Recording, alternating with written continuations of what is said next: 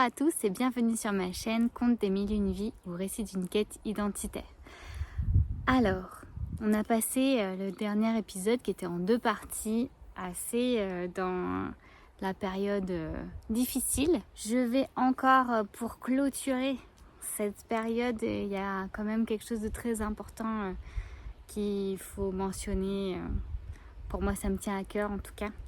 Et donc au moins on aura fini de vider le pus de cette plaie horrible pour passer à peu près 4 années géniales. Donc du coup c'était pour finir un peu tout ce que m'a apporté en termes de négatif mon beau-père. Et pour dire que voilà, il suffit d'une personne toxique pour que la vie soit impactée non seulement sur le moment mais en plus à jamais. Donc faites aussi très attention pour les familles recomposées ou peu importe qui vous faites rentrer. Et bon, moi j'avais pas qu'une personne toxique, j'en avais plusieurs, mais déjà une, ça fait énormément de dégâts. Il en suffit d'une. Donc du coup, j'avais, donc comme je vous l'ai dit, moi qui suis une fan des animaux, qui a besoin de contact animal, à l'âge de 10 ans, ma mère m'a pris un petit chat. Je voulais un chaton, mais de toutes mes forces, je pense comme beaucoup d'enfants, un chiot ou un chaton. Et donc, on est allé la chercher à l'assistance aux animaux. Je l'ai appelée Cannelle. Je l'ai choisie, il y avait 2 petits chatons. J'ai choisi parce qu'elle avait l'air tellement éveillée, tellement dégourdie. Et elle avait un petit tempérament voilà, qui me ressemblait, quoi. Qui est courageuse et puis intelligente. donc voilà, et pour moi ça a été Cannelle, ça a été pour moi un des piliers de ma vie au final.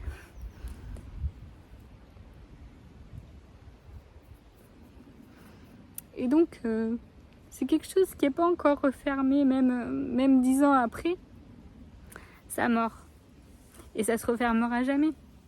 C'est un deuil infaisable, malheureusement. Il y a des deuils, c'est pas comme quand on a une personne de notre entourage qui est âgée, avec qui on a eu des très très bons moments, qu'on adore, et puis qui arrive, même si c'est une maladie, qui arrive quand même à la fin de sa vie, et on se dit qu'on a pu profiter de beaucoup d'années ensemble et beaucoup de moments. Et suivant les circonstances de la mort, on peut arriver à faire le deuil avec les années, même si ça reste douloureux. C'est les bons moments qui restent. Et moi, pour elle, c'est pas ça. Pour elle, c'est une mort qui est totalement injuste et prématurée. Et surtout, elle est morte toute seule. Ça faisait plusieurs jours, plusieurs semaines qu'elle était toute seule, sans nous. Et moi, ça me crève le cœur de savoir ça. Qu'elle a dû se sentir tellement seule et abandonnée. Moi qui supporte pas l'injustice, c'est pour ça que ça passe pas et que ça passera jamais. Donc du coup, en fait, première chose, c'est qu'on a, à un moment donné, on est passé de l'appartement où Cannelle a toujours vécu depuis bébé à une maison. Et donc, j'avais demandé à mon beau-père et à tout le monde dans la maison qu'on la laisse une semaine dans la maison sans la laisser sortir, pour qu'elle s'habitue à son environnement, pour qu'elle sache que c'est chez elle et pour pas qu'elle s'échappe, en fait, pour pas qu'elle se perde parce que c'était la campagne et qu'il y avait peut-être d'autres chats, etc. Et en fait, première journée, Pascal la laisse sortir. Donc je demande elle est où Cannelle, et en fait il me dit je l'ai laissée sortir. Et donc là je l'ai plus revue pendant une semaine. J'ai fait que pleurer, mais matin et soir, et j'étais tellement pas bien. Et là je devais avoir 11 ou 12 ans. Et voilà, ma vie s'est arrêtée. J'avais perdu moi ma meilleure amie. C'était pas une personne, mais c'était en fait pour moi la relation qui m'apportait le plus d'amour, le plus d'affection, le plus de compréhension. Elle était toujours là quand Quand je partais à l'école, j'étais triste de la quitter. Quand je revenais, j'étais trop contente de la voir. Et puis, on passait tout le temps ensemble, quoi. Elle dormait avec moi. Elle patounait dans mes cheveux comme si j'étais un peu sa maman. Voilà. Et donc j'étais dévastée. Et en fait, au bout d'une semaine, je vais chercher quelque chose dans le garage. Et puis, j'entends un petit miaulement. Et là, j'ai fait... Cannelle. Et en fait, elle est sortie de plein de choses, mais tout timidement, tout pas bien. Et là, mais j'ai revécu, c'était le plus beau jour de ma vie. J'étais tellement soulagée et tellement heureuse de la retrouver, c'était trop bien. Mais bon, voilà, déjà, première chose, il a laissé sortir, elle aurait très bien pu se faire écraser ou voilà, non, je l'aurais pas retrouvée. Donc, déjà, ça... Première chose, il a jamais aimé, hein, il arrêtait pas de dire moi j'aime pas les chats, et puis il a poussé tout le temps du pied. Il était à la limite de la maltraitance avec elle et j'essayais de veiller au grain. Et donc quand ils sont partis en Afrique et que moi je suis allée chez mes grands-parents, j'ai pris Cannelle parce qu'il y avait un jardin, donc je l'ai prise pendant mon année de terminale. Et puis après, quand j'ai commencé mes études, j'ai commencé à la prendre dans l'appartement et puis elle était vraiment pas bien. Enfin, au début, j'étais dans l'appartement de mon père, donc ça allait à peu près, parce qu'il était pas trop petit, mais elle était quand même pas bien. Et ensuite, je suis allée dans 20 mètres carrés, donc c'était pas possible. Elle était pas bien et moi je me disais ça va pas être bien pour elle. Et donc, ma mère est rentrée d'Afrique, de toute façon, 1 an plus tard. Et du coup, elle a repris Cannelle, là-bas, à la maison. Et puis, c'est passé le déménagement du sud jusqu'à Nantes. Parce que, voilà, mon beau-père disait, si tu veux qu'on se voit plus, il faut déménager à Nantes. Parce que moi, c'est là-bas que j'ai un peu plus de travail en France. C'était pas pour qu'ils se voient tout le temps. C'était pour qu'ils se voient un tout petit peu plus. Et ils se sont retrouvés dans un grand appartement avec une grande terrasse, peut-être 110 mètres carrés, je dirais. Et en attendant, en fait, Cannelle, elle était restée chez notre voisine qui était notre grande tante. Donc pour qu'elle garde le jardin qu'elle a connu, etc. Mais moi, ça me faisait mal au cœur. J'allais la voir aussi souvent que possible, mais c'était à 2h30 de route. Et ça me faisait mal au cœur parce qu'elle ne pouvait pas rentrer dans la maison. Elle avait juste un petit cagibi où rentrer. Voilà, ma grande tante, elle lui donnait à manger, mais c'est tout. Elle ne lui faisait pas vraiment de caresses, ni rien.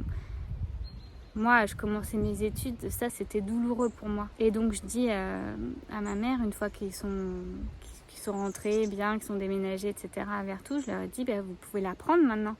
Elle sera mieux dans 110 mètres carrés avec une terrasse plutôt que toute seule là-bas. Et en fait, mon beau-père a mis son veto. Il a dit non, moi, ta petite sœur est allergique, donc non. Donc il a pris ça. Alors que ma sœur, elle a toujours vécu avec Cannelle du coup, sauf en Afrique, et qu'à Vertou, elle avait sa meilleure amie qu'elle voyait tous les jours, qui avait, je sais plus, 3-4 chats. Et du coup, elle allait chez elle tout le temps. Donc en fait, elle était tout le temps en contact avec les chats. Et voilà, j'avais trouvé une solution comme quoi, qu'elle pouvait ne pas aller du tout dans les chambres et juste avoir accès à des endroits où il n'y a pas du tout de poils qui pouvaient rester. Enfin, bref. Voilà, c'était de la mauvaise foi. Et en fait, elle est morte. Elle s'est fait écraser chez ma grande tante, du coup, un jour. Et moi, ça me reste en travers, quoi, parce que c'est une injustice, horrible, en fait. Et de me dire, pour moi, il est responsable. Et c'était un petit chat qu'on avait adopté et on ne pouvait pas le laisser, on n'avait pas le droit de le laisser comme ça. Enfin, ma mère elle avait pris la responsabilité de l'adopter, c'était elle l'adulte à l'époque et voilà, pour moi, on n'aurait jamais dû la laisser. Et j'en ai reparlé à ma mère il n'y a pas longtemps et elle m'a dit c'est vrai, je m'en veux énormément. Et elle aussi, elle y repense et elle aussi, ça lui fait de la peine. Donc voilà, donc ça pour moi c'est quelque chose, ça a impacté ma vie parce que j'ai perdu la relation qui était le plus fusionnelle, celle que celle qui m'a apporté le plus. Donc voilà, ça c'est très dur et ça continue à l'être. Parce que j'aurais beau avoir un autre chat, ce sera jamais pareil. Donc ça, et puis aussi à l'âge de 10 ans, mon beau-père nous a fait venir en Afrique. Donc j'ai dû faire le vaccin contre l'hépatite B. Et quelques semaines après être rentrée d'Afrique, j'étais étouffée. Quand je respirais, j'avais du mal à respirer, j'avais une boule dans la gorge. Et en fait, on m'a déclaré une thyroïdite d'Hashimoto, donc maladie auto-immune, donc mon corps qui attaque lui-même ma thyroïde. Et donc à partir de ce jour-là, depuis mes 10 ans, ça a aussi impacté ma vie, ma santé, mon énergie.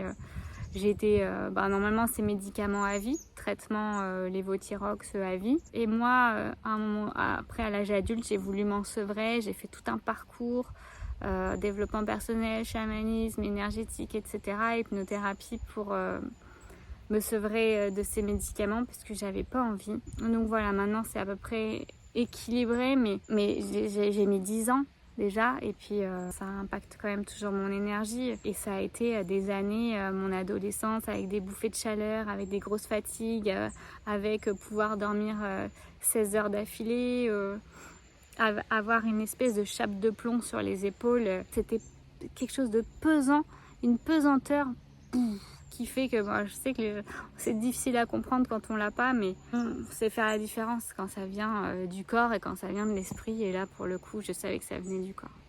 Bref, donc tout ça pour dire, pour clore l'impact immense que cette personne a eu sur moi.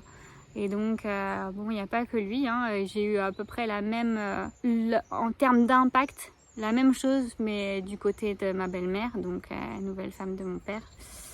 Et les deux ont redivorcé, donc alléluia, ça a été une grande victoire. Voilà, bon, je finis ma page beaux-parents.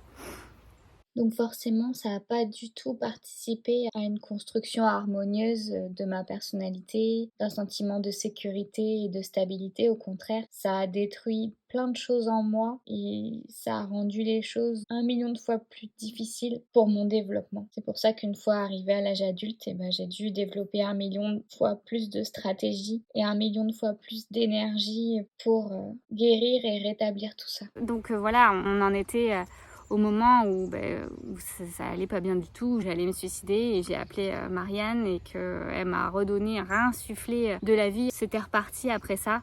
Et donc je suis remontée à Vertou, et là-bas j'avais une amie, Amandine, avec qui on s'était lancé un défi. Parce que donc j'avais projeté de partir en Corée du Sud, parce qu'en fait c'est là-bas qu'il y avait Julia. Julia qui était une des volontaires de l'Inde. Je vous avais dit qu'il y avait une Coréenne qui je m'étais très bien entendue et qui m'avait dit viens, tu viendras en Corée et tout. Faut pas me le dire 2 fois. Et du coup, je savais que un nouveau voyage, ça me ferait le plus grand bien après tout ce que j'avais vécu. J'avais besoin de partir, de faire le plein de nouveautés et de vider tout le reste. Et donc Julia, elle était venue, elle avait vu quand il était venu en France me voir. On l'avait rejoint à Paris, on s'était vus, on avait passé une soirée ensemble, on était allés à Montmartre, la fête des vendanges je crois. C'était super beau, super bon, c'était une très belle ambiance. Et elle a été doublement attristée quand elle a su comment ça s'était terminé. Et donc c'est là qu'elle m'avait dit, mais vraiment viens à la maison, il n'y a pas de souci et tout, si ça peut te faire du bien. Donc c'était parti quoi.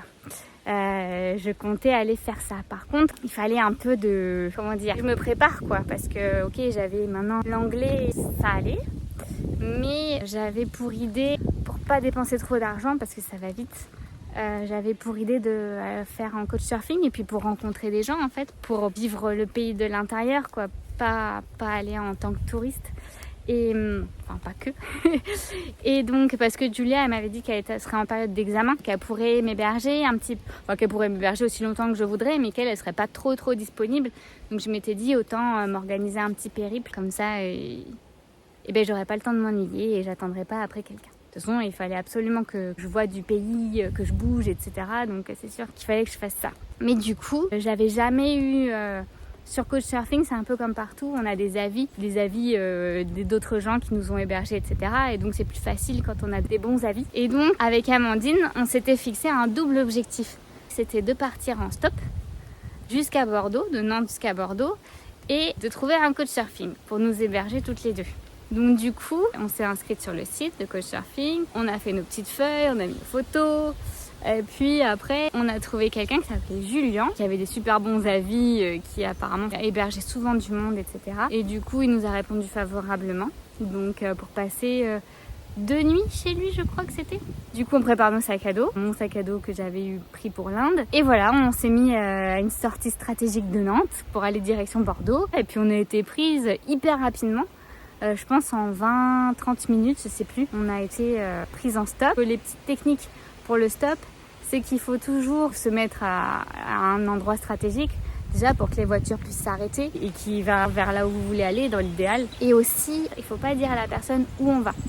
Il faut lui demander elle où elle va. Donc ça fait partie des règles hitchhiking du stop. C'est que si on dit oui moi je vais genre à Bordeaux et donc que la personne est mal intentionnée, elle peut dire moi aussi, alors qu'en fait elle y allait pas du tout par exemple. Et voilà. Donc c'est un premier test déjà de demander vous allez où. Comme ça en fait vous prenez la température de la personne que vous avez en face de vous, et même si elle va dans la même direction que vous et qu'elle ne vous plaît pas, et bien comme ça vous aurez toujours la bonne excuse pour dire non moi je vais pas dans cette direction là, bonne journée, merci beaucoup de vous être arrêté, au revoir. En fait c'est la manière de jauger la personne que vous avez en face de vous, et si vous la sentez pas, de ne pas monter. Là j'ai trouvé un petit endroit sympa, mais il y a du vent, alors je sais pas trop ce qu'on entend. Bon, ça a l'air pas trop mal, je vais rester là. Du coup, la personne allait en direction de Bordeaux. Alors je sais plus si elle allait elle directement à Bordeaux. Je sais qu'il y a un des deux trajets, soit Bordeaux-Nantes, soit Nantes-Bordeaux, où on a fait au moins 2 ou 3 étapes. Donc, et dont une fois où on nous a arrêtés sur une aire d'autoroute. Et ce qui n'est pas très pratique parce qu'on n'a pas le droit de faire du stop sur une aire d'autoroute, il faut le savoir. Donc du coup, quand on est arrêté sur une aire d'autoroute, il faut aller demander aux gens comme ça. Bonjour, excusez-moi de vous déranger. On se rend de Nantes à Bordeaux en stop. Est-ce que vous auriez de la place dans votre voiture pour nous prendre, même un petit bout du trajet, etc. Donc voilà, tout ça c'est fait pour sortir de sa zone de confort, au cas où vous n'auriez pas encore remarqué. Tout ça c'est vraiment c'était des exercices qu'on s'était lancés pour nous dépasser un peu notre zone de confort, etc. Et c'était vraiment chouette de le faire à deux d'ailleurs, vraiment trop cool. Et donc du coup, on arrive à Bordeaux, chez Julien qui nous accueille super bien, qui était adorable. On a mangé avec lui, on est allé à une soirée avec des amis à lui, des choses comme ça. On a joué à Minecraft, il nous a fait regarder des vidéos, dont une vidéo d'un monsieur sur une île déserte, un documentaire. Moi ça j'avais adoré, et je lui avais parlé de mes projets, donc on avait parlé de nos projets, et moi donc c'était de partir en Corée du Sud, et c'est là qu'il m'avait dit ouais mais quand même attention, parce qu'en politique en ce moment la Corée c'est pas top, la Corée du Nord menace un peu la Corée du Sud avec des missiles et tout, donc fais attention. Du coup moi j'étais pas forcément trop au courant de ça et j'étais bon d'accord, et c'est vrai que j'y suis allée dans cette période là, mais j'avais demandé à l'avance à Julia, qu'est-ce que t'en penses, comment vous ressentez vous les choses. Elle dit on le sait, c'est un peu comme une épée de Damoclès, mais ça va, enfin franchement on sent pas il n'y a pas d'effroi national, donc ça allait pour moi, c'était pas assez inquiétant pour annuler mon voyage. En tout cas il aurait fallu un truc énorme je pense pour annuler ce voyage. Il aurait fallu des vrais tirs de missiles avérés pour que j'y aille pas. Parce qu'en fait, elle m'a expliqué que c'était pas vraiment très différent d'habitude, que c'est régulièrement comme ça, qu'ils ont l'habitude en fait d'être menacés par la Corée du Nord, et que c'est devenu tellement une habitude qu'ils s'inquiétaient plus en fait. Voilà. Je me suis dit si des gens vivent ça au quotidien, si pour eux c'est pas plus grave que d'habitude, il y a pas de raison qu'ils s'y aillent pas. Et donc du coup, il y a ça. Après j'avais parlé avec lui de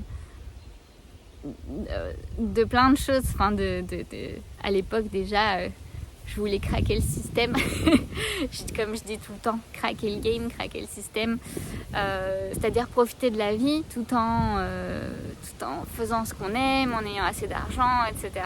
Et ça a toujours été, vu comme je vous ai dit, vu que je ne trouvais pas ma voie, je réfléchissais principalement à ça. Et je lui avais dit, pour moi, il y a 3-4 solutions que je peux envisager. C'est il y a draguer une banque, mais c'est hors de question. Et encore, il faudrait vraiment l'idée parfaite, idéale pour justement pouvoir s'enfuir sans qu'on nous rattrape, etc. Bon, depuis, il y a eu la Casa del Papel et je pense que voilà, il ne pourra pas se faire mieux que ça. mais donc ça, j'ai éliminé. Et sinon, il y avait écrire un best-seller, devenir une peintre célèbre ou gagner au loto ou inventer quelque chose. On va dire que gagner au loto, on a quand même bien moins de chance, je pense, que d'essayer d'écrire un best-seller, de devenir un peintre célèbre ou d'inventer quelque chose. Et donc du coup, ça c'était des idées qui étaient toujours restées dans ma tête. Et lui, avec son papa, il était sur une invention justement pour produire de l'électricité. Alors j'espère qu'on peut en parler maintenant, je pense que oui, parce que maintenant c'est sorti, enfin il y a plein de gens qui en parlent et je sais pas du coup à quel niveau ils ont participé, il faudrait que je lui en reparle. Donc c'était avec la houle des vagues. C'était quelque chose avec le mouvement cinétique des vagues, avec la houle qui produisait de l'électricité. Et donc il planchait là-dessus avec son papa. Je trouve ça génial. Trop bien. Et lui, je lui avais parlé des idées de bouquins à l'époque aussi. J'avais une idée principale, j'avais 2 idées principales. J'avais une série post-apocalyptique où les humains auraient été exterminés totalement et où c'était un autre animal qui se développait à notre place, enfin qui finissait par se développer et faire comme une civilisation comme nous en fait. Donc ça aurait été en plusieurs tomes, ouais. Il y avait cette idée-là, et puis l'idée de toujours, c'est écrire un livre sur un monde sans argent, sur comment faire un monde idéal sans argent, etc. C'était beaucoup de... Et j'y pensais tout le temps, et j'y pense encore souvent. Donc ça fait partie de ce que je voulais écrire à l'époque. Et lui, il était à fond derrière moi, il m'avait emmené dans une grande librairie. Et il était là, oui Chloé, il faut que tu écrives ton livre. Hein. Tu rentres, tu écris ton livre. Et surtout le monde, que ce soit le monde sans argent ou l'autre, il était tellement... il voulait trop que j'écrive, et il voulait trop me motiver avec ce que j'écrive. Mais je lui ai dit, et même depuis cette époque, j'ai dit, mais moi je pense que si j'écris un livre, ça sera vers 40 ans. Enfin, toute seule en tout cas, parce qu'avant... il y a d'autres choses à vivre et à faire avant de s'enfermer chez soi tout le temps avec ses personnages et faire que ça. Je me dis, il y a quand même beaucoup de choses. J'ai envie de faire d'autres choses avant de passer à cette étape-là. Il était pas trop pour. Mais bon, il me disait, non, c'est quand on a l'idée qu'il faut le faire. Ouais. Bref, donc ça a été un super séjour qui nous a ouvert l'esprit de fou. Lui nous a raconté aussi ses voyages, etc., ce qu'il avait fait, les gens qu'il avait accueillis, que ça se passait toujours bien en couchsurfing, etc. Donc voilà, on est rentré après en stop. C'était chouette. Ah ouais, j'ai une petite lumière dans ma gorge. Ça c'est bien pour ma thyroïde. Un peu de lumière. On dit que pour la thyroïde, il faut beaucoup s'exprimer. S'exprimer, parler, ça guérit. La thyroïde, la gorge, bref, d'où aussi ce que je fais en ce moment. Mais être écouté, c'est le mieux. Hein. Parler, être écouté, être entendu. Parce que parler, comme je vous disais, ne pas être comprise, ne pas être entendue, c'est un calvaire. C'est là où la gorge se serre et c'est là où on se crée des problèmes. Enfin après, moi c'est la gorge et ça peut être à n'importe quel niveau du corps. Hein. Donc voilà. Donc on rentre à Nantes, on était hyper contente. Du coup Julien nous a écrit un petit avis sur Couchsurfing, nous on lui a écrit un en retour. Et voilà, après j'ai pris mes billets pour la Corée du Sud. J'ai pris 5 semaines et puis j'ai fait mes demandes de Couchsurfing. Donc j'ai fait ma première demande. J'ai fait pour les premiers jours, je crois que c'était 3 jours. 3 jours je crois. Et donc j'ai atterri à Séoul chez Juyeon, elle s'appelait. Et c'est vraiment quelqu'un d'extraordinaire, quelqu'un de tellement gentil. Et c'était super déjà d'entrée de jeu. Ma première nuit que j'ai passée à Séoul en Corée du Sud, c'était chez Juyeon. Et du coup ça m'a explosé dans la figure, tout ce changement, c'était trop bien. Les lits, c'était des lits. Alors, c'était un lit comme un peu en marbre, Je pense que ça coûtait une blinde à ça. C'était en pierre ou en marbre. Il y avait une petite télécommande où on pouvait régler la chaleur dessus. Et il y avait donc les matelas, un futon par-dessus. Et on dormait là-dessus et du coup on pouvait régler la chaleur qu'on voulait et tout, truc de fou. Et le petit déjeuner c'était avec des petites, comment on appelle ça, des petites feuilles d'algues séchées avec du riz comme ça qu'on entourait ou des omelettes et qu'on mangeait avec du kimchi. Le kimchi c'est tellement bon, c'est du chou fermenté mais c'est délicieux, genre j'adore ça. Et j'en ai jamais retrouvé d'aussi bon en France. Donc si jamais vous avez une adresse où il y en a des très bons, vous me le direz. Et donc voilà, ça c'était trop bien. C'était des petits déjeuners de fou. On est allé au restaurant et avec son petit copain, on est allé faire des petites randonnées. On est allé dans les hauteurs de Séoul. Et puis ils m'ont fait découvrir la gastronomie, les restaurants, de comment on mangeait là-bas. Donc déjà j'adorais parce que c'est que des repas partagés. Tout le monde partage tout. Tout est au milieu de la table. Et on commande et hop, ça arrive, des petits plats, des petites assiettes comme ça. C'est hyper bien présenté, c'est délicieux. Il y a comme les longs champignons blancs. Il y a la viande. Les gens se disent, je suis toujours pas végétarienne, je le sais. J'ai réduit vraiment, mais alors j'en mange pratiquement plus. Peut-être une fois par mois. Mais à l'époque, non, je l'étais pas encore. Et la viande de bœuf était vraiment délicieuse. C'est la meilleure que j'ai jamais mangée. Hyper tendre et ça se faisait un gland qui est tombé, heureusement qu'il ne m'est pas tombé sur la tête et ça se faisait dans les braseros, enfin la petite cheminée qui descend comme ça, on faisait cuire au milieu et puis après on se répartissait dans nos assiettes et tout, puis on mangeait avec tout le reste, tous les accompagnements, les différentes omelettes, les différents champignons, les crevettes, tout était délicieux. À chaque fois que je mangeais là-bas c'était, mais alors à tomber par terre, et avec du kimchi toujours, j'adore. Donc ça a été les premiers jours. Et puis après je suis partie. Ça a été des jours où j'ai fait hôtel. Parce que c'était une région où il n'y avait personne. Il n'y avait personne du tout en Corée qui apparemment faisait du couchsurfing dans cette région. Et c'est vrai que c'était une région très reculée. C'était un peu, je dirais, comme nous, peut-être les Pyrénées ou peut-être les Vosges. Parce que c'était... nord-est. En fait, la Corée a un peu le même climat que chez nous. Vraiment, il y a un hiver, un été, les températures c'était les mêmes. On était en avril-mai.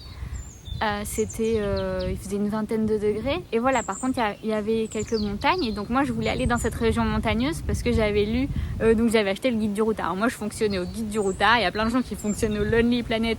Moi, c'est la France. Mon père, quand il m'emmenait voyager quand j'étais petite, c'était toujours se baser sur la Bible du guide du routard. Et moi, c'est ce que j'ai fait. Et c'est vrai que ça a toujours été très très bien quand j'ai voyagé. Je sais pas maintenant si c'est toujours aussi bien, mais à l'époque, c'était trop bien. Et j'avais lu qu'il y avait un temple magnifique à aller voir dans les hauteurs d'une montagne. Et je m'étais dit, allez, c'est mon défi. Je vais aller explorer cette montagne et voir ce temple. Je sais plus si c'était le temple. Il y avait la source du dragon. Enfin, il y avait des sources où on pouvait boire. Et moi, ça m'attirait vraiment beaucoup. Et en fait, c'était tout l'endroit où il y avait eu les Jeux Olympiques à un moment donné. Donc, il y avait plein de vestiges. Ça, c'était un peu étrange. Plein de vestiges des Jeux Olympiques qu'il y avait eu il y a longtemps. Voilà, on sentait... Et puis j'avais lu un peu à ce propos. Ça c'est aussi un impact qu'ont les Jeux Olympiques, c'est de beaucoup créer d'engouement et de construction en un minimum de temps et quelque part. Et puis après tout est abandonné et puis voilà. Et ça c'est, je pense que c'est quelque chose qui est pas top. Pour avoir vu ce sentiment d'un peu d'abandon, de plein de structures et tout, c'est pas tip top. Et donc j'atterris dans un hôtel, un petit motel, voilà. À chaque fois j'avais pas les données mobiles, donc du coup je regardais tout sur mon portable avec le wifi de l'hôtel. Je regardais mon itinéraire, je regardais quel bus il fallait que je prenne, etc. Et puis je faisais des captures d'écran, surtout des itinéraires et tout. Et puis après je demandais aux gens, etc. Ah oui, j'étais allée en train de Séoul à cette montagne qui était dans le nord-est. Quand j'avais pris le train, c'est ma première rencontre totalement étrangère avec qui j'ai discuté. C'était un vieux monsieur qui était dans la gare à côté de moi. un vieux monsieur coréen. Et puis il m'avait tendu une brique de lait. Alors bon, même si j'aimais peut-être pas trop le lait, mais il m'avait tendu une brique de lait. Alors j'avais dit merci beaucoup. Et puis il avait essayé de me parler, mais bon, il parlait pas vraiment anglais. Moi, j'avais un petit livre dans le guide du routard, il donne des petites phrases, etc. Puis j'avais acheté aussi Il parlait coréen. Donc j'essayais de lui dire que je venais d'arriver et que je parlais pas vraiment beaucoup coréen, mais j'essayais de dire tout ça en coréen. Il était là, ah ok, machin. Et du coup, il m'a appris quelques mots. Il m'a appris ami, il m'a appris quelques mots et puis voilà, après je suis partie. Il m'a indiqué où est-ce qu'elle était ma plateforme pour prendre le train et tout. Hyper gentil. Et donc j'arrive à cette montagne.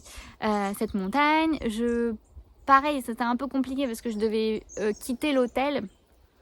Il me semble, où je devais laisser mon sac à dos quelque part. Bref, donc je prends le bus. Je demande à la gare routière si je peux laisser mon sac à dos, mais ils comprenaient. Là, c'était vraiment c'était une région de la Corée où ils ne comprenaient mais pas du tout anglais. Mais alors pas du tout. Il fallait vraiment, je parlais par signes, je faisais des dessins et je disais le peu de mots de coréen que je savais dire. Donc voilà, après je suis montée à cette belle montagne, c'était très beau, il y avait de la neige, un petit peu de neige, donc un petit peu de neige en bas de la rando. Et puis après je suis montée, j'ai bu à des sources où il y avait des sculptures de dragons. Et après j'ai arrivé dans un temple tout en haut, doré, avec des bouddhas et tout, magnifique. Et en redescendant, je croise un monsieur. On était tout seul dans la montagne, j'ai croisé personne à part ce monsieur. Il devait avoir 45 ans. 40-50 ans et pareil, il parlait pas du tout anglais, donc on essayait de dialoguer, mais en fait on se comprend, hein. Même si on parle pas de langue commune, on finit par se comprendre si on veut vraiment comprendre les gens. Et en fait il m'avait invité après à la descente à aller au restaurant. Bon, alors moi j'ai dit oui avec plaisir parce qu'il avait l'air très gentil et il m'a dit, en quelque sorte, il m'a dit mais bon, il parlait peut-être un tout petit peu anglais, hein. Mais alors un tout petit peu. Il m'a dit mais tu t'inquiètes pas comme ça de rentrer dans la voiture d'un inconnu et tout, je pourrais être méchant. Alors moi ça me fait rire et j'ai dit bah non, mais au pire je sais me défendre, hein. Moi pour moi c'était, il y avait peut-être qu'à l'intérieur de moi j'avais estimé le fait que je pourrais certainement le battre parce qu'il était pas très grand, il était pas très costaud. Donc je m'étais dit au pire, et puis j'avais toujours mes sens en éveil, hein. Je sais que s'il faut courir, je cours, s'il faut me battre, j'essaie de me battre, puis après je me taille en vitesse. Moi je me disais qu'il n'y avait pas trop de danger. Et donc c'était hyper bon, c'était un des meilleurs restaurants que j'ai fait, délicieux. Encore une montagne de mets au milieu de la table, c'était, je crois que c'était du bulgogi, c'était délicieux. C'est comme un bouillon avec plein de choses à faire bouillir dedans au milieu, et c'était délicieux. Et après, donc je suis arrivée à Séoul, je suis allée à la montagne. Après, je suis descendue à un endroit. Alors, il faudrait que je vous dise, je me rappelle plus du nom maintenant. Mais c'était mon deuxième coach surfing. C'était chez un homme, pareil, qui avait beaucoup d'avis. Et Juyeon, c'était son tout premier coach surfing. C'était comme moi, c'était mon premier coach surfing à l'étranger et elle, c'était son tout premier coach surfing. Donc j'ai écrit un super bon avis évidemment, et elle aussi, et donc c'était trop bien. Et donc du coup, j'ai adhéré à ce deuxième coach surfing, hyper sympa. Je me souviens par contre qu'au petit-déj, c'était pas le petit-déj coréen, on avait le petit-déj un peu à l'américaine avec pain de mie, beurre de cacahuète, confiture de fraises. Et puis on est allé visiter, moi je suis allée toute seule visiter un beau temple où on peut faire des vœux, où tout le monde accroche les petits rubans. Donc je suis allée poser mes vœux, je crois que j'en ai mis 4. Bon, un qui est toujours le même, qui est en rapport avec l'amour évidemment. Ensuite, il m'a emmené en moto, il est allé hyper vite. Et il m'a emmené en moto à un endroit où je lui avais demandé. En fait c'est une ville où il y a plein de street art, trop mignon, plein de petites statues colorées, plein de petites choses interactives dans le village en fait, et plein de peintures, etc. Donc c'était très très très beau. Et ensuite, donc c'est là que je vais aller voir Julia, chez elle. Je prends le train pour aller chez elle, son papa qui me récupère à la gare, et donc je la vois, elle était pas là, il me semble, quand son père allait me récupérer. Je sais plus. Peut-être qu'elle était là. Mais elle me dit à peine quelques mots en fait, comme si voilà, elle me met peut-être pas trop à l'aise, etc. J'étais beaucoup laissée à moi-même. Elle m'a introduit à son frère, June, adorable, à sa maman. Alors sa maman, elle me regardait comme ça, elle regardait mon nez. Et ouais, elle m'a touché le nez comme ça, parce que leur nez il est plus aplati. Du coup, elle était hyper intriguée par mon nez. Elle faisait que de regarder mon nez. Bref. Et du coup, en fait, Julia était, quand même, avait dit, c'est vrai qu'elle devait réviser et tout, mais je l'ai pas vue beaucoup. Et j'ai été avec son frère, June. Par contre, il m'a fait visiter. On a fait plein de trucs et il m'a fait visiter des tellement beaux endroits avec des champs de colza magnifiques. Et c'est sa maman, à Julia, qui m'a dit il y a un temple dans la montagne avec des nonnes et qu'elle y allait une fois par an, une fois tous les 6 mois et qu'il y avait beaucoup de gens qui allaient à ce temple et donc que je pouvais y aller de sa part et que je pouvais demander à dormir là-bas. Et je m'étais dit ouais, je peux faire ça. Du coup, c'est June qui m'a accompagnée parce qu'il y avait quand même une grande marche et c'était pas un trajet évident. C'était pas répertorié sur Google Maps comme il fallait, donc j'aurais pas forcément trouvé toute seule. Et donc on est monté jusqu'au temple et ouais, c'était très très beau. Il y avait une vue magnifique et tout en haut, il y avait un Bouddha sculpté dans la roche qui était très beau et qui paraît que si on touchait sa joue comme ça, après on pouvait faire un vœu. Et donc les gens venaient là et il y avait plein de monde qui venait pour se recueillir, pour parler aux nonnes, etc. Moi je suis restée du coup pour la nuit, June est redescendue et j'étais là donc la seule personne et c'était hyper intéressant de leur parler.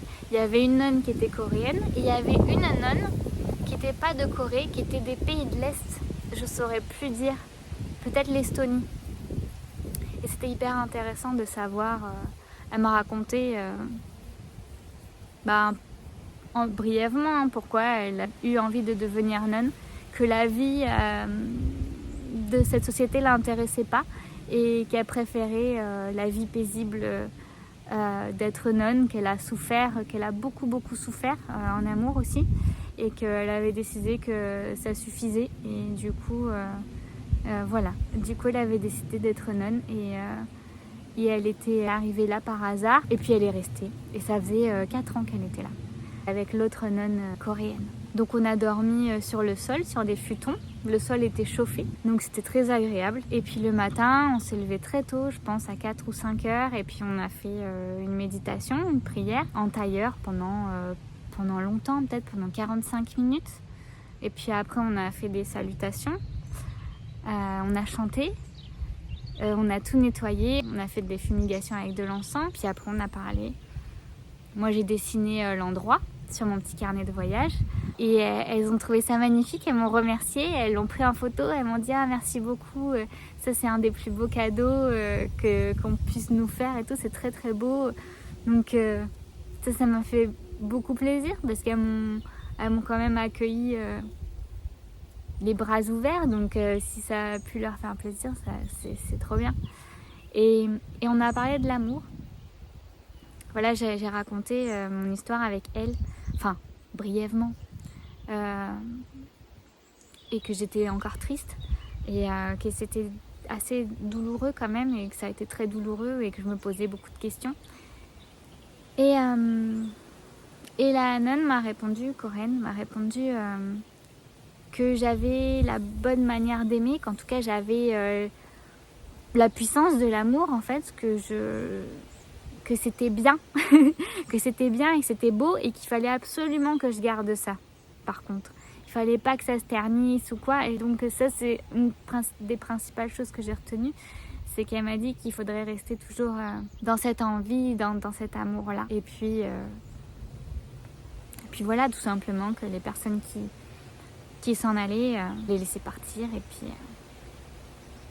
Et puis voilà, ça c'est plus dur. Elle me dit, je sais que c'est plus dur.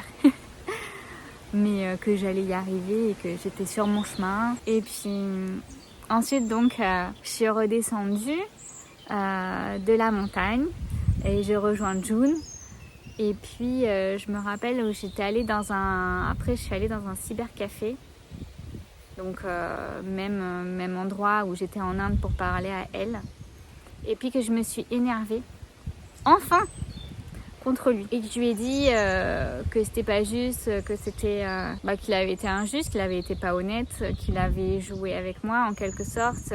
Et en fait, c'est la première fois que je m'énervais contre lui. Et il s'est excusé. Et il m'a dit oui, c'est vrai. Au début, il me dit mais t'es encore là-dessus. Et là, c'est là. Et c'est là que je me suis énervée. Et donc j'ai tout balancé à la gueule. Et là, il m'a répondu oui. C'est vrai, je m'excuse. Et il m'a dit, aussi, il faut que tu saches que je suis avec quelqu'un d'autre et puis que je suis partie avec quelqu'un d'autre. Et je dis, merci de me le dire, mais j'avais plus ou moins deviné. Donc, en fait, à partir de ce moment-là, à partir de ce moment précis, où je me suis énervée contre lui, où il s'est excusé, et en fait, il est sorti de ma vie, je n'y ai plus jamais repensé. Enfin, en tout cas, ça m'a jamais fait souffrir et non, j'ai plus jamais repensé. Donc, au revoir. Du coup, la Corée avait fait vraiment son effet et l'effet escompté. J'avais fait le deuil définitif de elle. Donc, génial. Et puis, j'étais en train de me remplir de plein de belles choses, de plein de bonnes choses. Bon, ça fait un petit moment, donc du coup, ça va être la suite au prochain épisode.